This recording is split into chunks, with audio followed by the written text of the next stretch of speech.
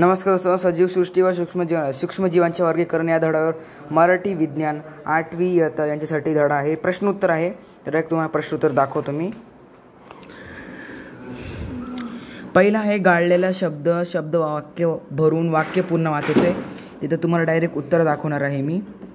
पहिल्याचं आहे जैविक वर्गीकरण, दुसऱ्याचं कौकेम, तिसऱ्याचं मूतोपजीवी, चौथ्याचं इलेक्ट्रॉन सूक्ष्मदर्शी नेच दिसू शकता, पाचव्याचं आहे बॅक्टेरियोफोज, सहाव्याचं कायटिन आणि दुसरा आहे प्रश्न चुकीबरोबर ते स्पष्टीकरण करायचं. लॅक्टोबॅसिक हे उपद्रवी जीवाणू आहेत, चूक आहे.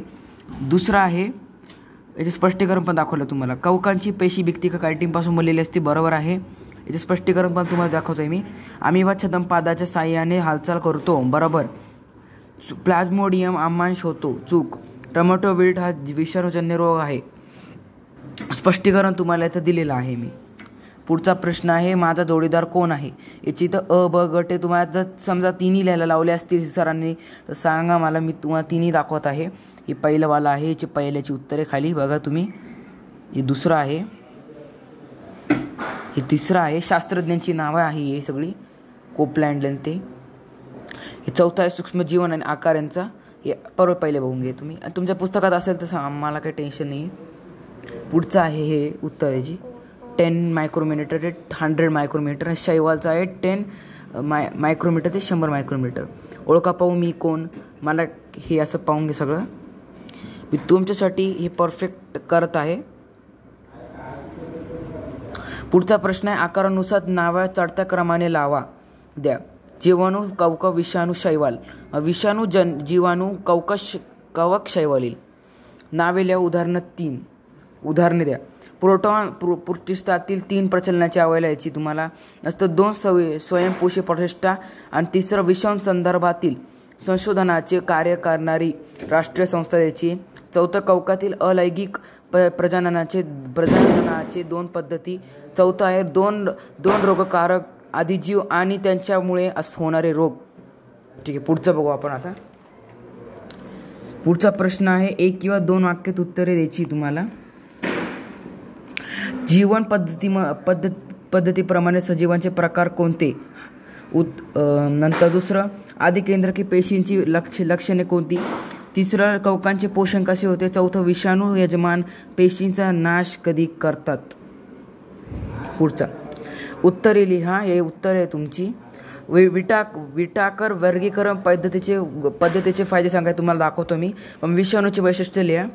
विटाकरचं उत्तर दाखवते 2 मिनटं जरा. हे तिसरं आहे मोनेरा या सृष्टीमधील कोणत्या सजीवांचा समावेश होतो. हे उत्तर आहे याचं. बघा तुम्हाला नीट दाखवतो. पुढचा आहे जीवाणू, आदिजीव, कवके, शैवाल, आदिकेंद्रकी, दुष्यकेंद्रकी, सूक्ष्मजीव यांचे वर्गीकरण विटाकर पद्धतीने मांडायचे तुम्हाला. अशी हे बघा 6 पद्धती आहे.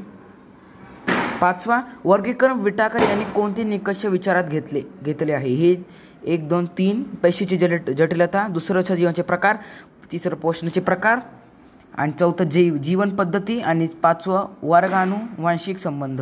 आणि तुम्हाला मी सांगितलं होतं की जे विटाकर वर्गीकरणाचे पद्धतीचे फायदे सांगत हे त्याचं उत्तर आहे.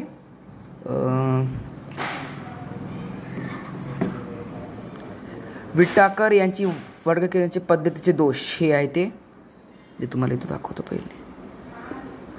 हे विटाकरच्या पद्धतीचे दोष.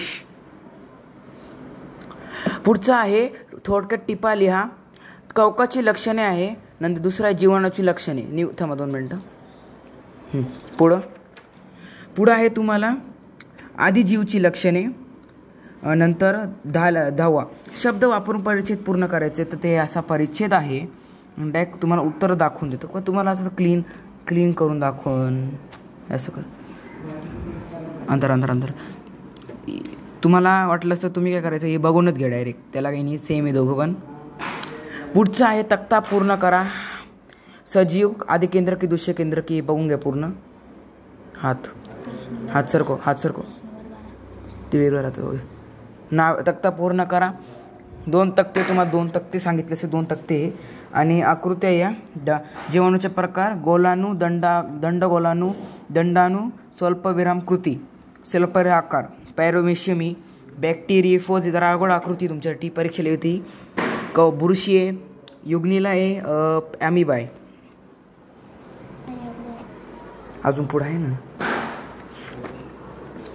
पुढं आहे हे याचं निरीक्षण नामदर्शक करायचं आहे. याचं मेन आर्दर्शक आहे. कृतीजन्य प्रश्न आले तर तुम्हाला कृतीजन्य प्रश्न प्रयोगावरूनही प्रश्न येणार आहे. अशा प्रकारे हा तुमचा पहिला धडा होता. लाईक करा, शेअर करा, सबस्क्राईब करा. नमस्कार.